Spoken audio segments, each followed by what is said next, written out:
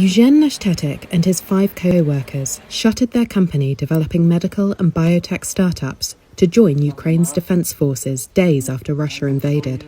Within weeks, their commanders agreed they should instead use their expertise on technical projects to help the war. With the government's blessing, Nayshtetik and his team of engineers moved to neighbouring Poland, where they raised initial funding from a Polish company to develop a new drone. The Defender drone is now in the final stage of testing and slated for production within a month. It is designed to withstand strong winds, to enable surveillance in bad weather, can fly, take off and land vertically, and also carry relatively big payloads, says Nayshtetik.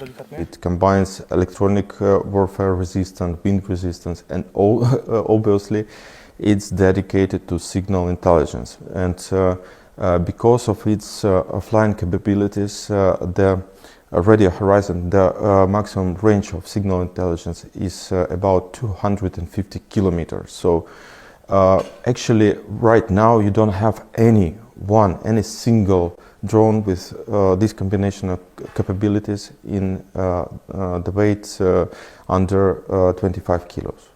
The initial plan is to produce 200 units, which will be delivered to the Ukrainian army and used on the battlefield, though Nayshtetik said they have also received inquiries from other European countries, the US and Turkey. Nayshtetik's company, Radiobird, is one example of how some startups in Ukraine's dynamic tech sector are switching to pursue military projects. Before Russia's invasion, Ukraine represented one of the fastest-growing tech hubs in Central and Eastern Europe.